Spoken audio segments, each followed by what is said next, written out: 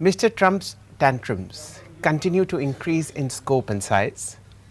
The President of the United States, who's meeting Indian Prime Minister Shri Narendra Modi over the last 24 hours and even today, has again threatened to put in fresh reciprocal tariffs on India and many other countries. For more on this, we are now joined by Mr. Siddharth Zarabi, Managing Editor at Business Today Television. A very warm welcome to you, Siddharth. Early morning. What is it that you're getting from your sources as far as reciprocal tariffs are concerned? Is this something to be worried about? Well, very clearly, the key things that we need to take into account today, just hours after a bilateral meeting between President Donald Trump and Prime Minister Narendra Modi, and his announcement of reciprocal tariffs is fact number one, that the United States has now begun a new chapter of what could be a protracted, long drawn trade war across the globe. The reciprocal tariff policy means that every country that has any manner of trade relations with the United States will come under the scrutiny of the US Trade Representative, the Department of Commerce, and everyone else involved in the process there. And they will say, follow what President Trump has given them as a diktat, as a mandate, that America will charge the equal tariffs to the nation as it gets. So, with India's average 11.23% tariffs on the import of products from the United States, the reciprocal tariff would be the same, because currently there is a gap of almost 8 to 9% when it comes to the tariff rates on an average basis. So that's number one. The number two major point really is the fact that Donald Trump chose to announce this hours before the meeting with Prime Minister Modi, and this question came up, and he made a repeat mention of his belief that India is a very, very high tariff country share. Okay. So, Siddharth, let's break it down. So, India is not the only country which will be impacted by these tariffs. It is across the world. What US gets is what US charges. Apart from this, can you also tell our viewers what are the 2 or 3 major sectors in India which will be impacted by this reciprocal tariff, and what can India do to ameliorate this pain? Well, earlier tariff announcements were either commodity specific or country specific. What has changed this time in today's reciprocal tariff announcement really is the fact that it is global, it is all encompassing, because what has been said is that it will not only be a reciprocal policy as far as customs duties are concerned. The United States will take into account 4 other parameters, including non tariff barriers, exchange rate, by implication, exchange rate manipulation, if an economy were to artificially manipulate its currency in relation to the US dollar, and also indirect taxes with the specific mention of value added tax. So, the the context for what the United States can hit a trading partner with has completely changed in the last 8-10 hours. Earlier, action was supposed to be commodity specific, country specific, China specific, Mexico, Canada. Now the whole world has been caught up in what will now be the rolling juggernaut of the US Trade Representative, casting his eyes on economies across the world and deciding to hit them with reciprocal tariffs. This is going to disrupt uh, trade supplies.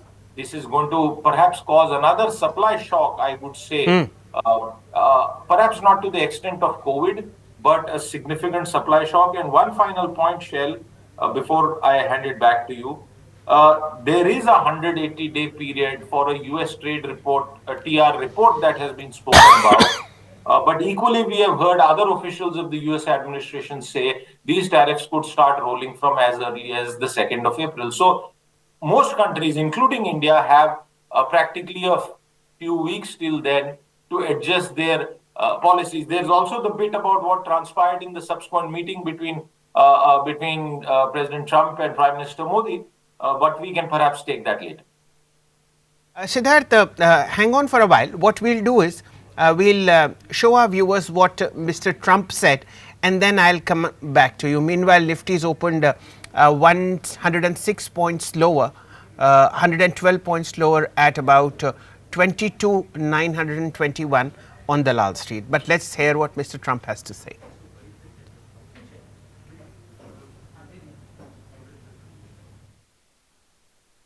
So it works out very well. It's a beautiful, simple system, and we don't have to worry about, gee, we're charging too much or too little.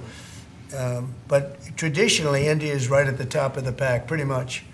There are a couple of smaller countries that are actually more, but India is they charge tremendous tariffs. I remember when Harley Davidson couldn't sell their motorbikes into India because of the fact that the tax was so high, the tariff was so high. And Harley was forced to build, I guess they built, I don't know, that was a while ago, but I think they built a factory in India in order to avoid paying the tariffs. And that's what people can do with us. They can build a factory here, a plant or whatever it may be here, and that includes the medical, that includes cars, that includes.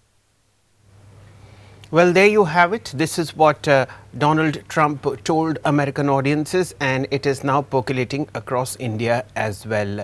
Siddharth, Mr. Trump mentions one particular instance where Harley Davidson is unable to sell its premium and expensive bikes in India. Because I'm a biker, I can tell you it's very difficult to drive a Harley Davidson in India because of roads, because of traffic, and because of all other problems. Some of it is also about price. But tell our viewers, when Mr. Trump says that you can't escape tariffs unless you set up factories in the US, does it essentially mean that Indian pharma companies will have to have a factory presence in the US to avoid tariffs? And if yes, does it also mean that fresh greenfield capacity will finally be set up in corporate India? No, let's take pharma. The fine print of what will be done by the USTR is still awaited. But as far as pharma is concerned, there was earlier mention that it will be exempted, but subsequently it emerged that no sectors are exempted. Nothing is off the table, everything is on the table. So that's important to point out to our viewers who may be looking at specific counters, specific sectors. Like I said, it encompasses everything. Now, when we spoke about the average tariff rate that India has and the gap, please remember that is the average tariff rate. There are various product lines, items where it could be much, much higher, and in certain cases, it could even be zero duties. So, the impact shell is therefore going to be felt by every producer. Now, in terms of your point about come to America, make in America versus make in India, I think that is the larger playoff. We know that certain companies, including, for example, in the automobile sector, entire manufacturing, have already de-risked themselves by having a setup in the United States. This administration has also said that if you route goods through Canada or Mexico, countries that share borders with the United States, even that will be brought under the sweep. So, anything and everything could happen. 30 over 3 decades ago, the World Trade Organization was the juggernaut that was rolling. That meant open borders for trade, free trade, and lower duties. That was driven by the United States and its companies seeking market access. President Trump is perhaps now drawing that era to a close. The World Trade Organization was already dead. What the reciprocal tariff announcement has done is that the United States has exhumed that body that was lying in the grave. The United States has now begun to dismember that body, and it will ensure that this dead body of the World Trade Organization and global trade will now get dismembered into micro pieces and will be thrown all over the world so that it can never come back. That is the extent of what the sweeping nature of the pronouncement implies. But let me end with a caveat here. Because President Trump is a deal maker and because there is a window that has been given, I think it will now mean that there will be reciprocal deals. Well, okay, you have higher tariffs, but buy my aircraft. You have higher Yes. tariffs, the F-35, a very expensive a military toy, if I may say, will perhaps sweeten this. So the threat is humongous. It's a massive threat, but the hand for doing deal making has been extended by President Trump, and that is, I think, will be the key safeguard for all nations, including India. Okay, the visuals that you see, ladies and gentlemen, is everybody smiling, Mr. Modi shaking hands with the Trump's cabinet, and Mr. Donald Trump also giving that very nice 3200-watt smile that you see on television. But the toughest negotiations will happen behind closed doors. And yes, there is a crying need by the Indian Air Force for some frontline aircraft. We all know that the supply of GE engines is also on a pause mode.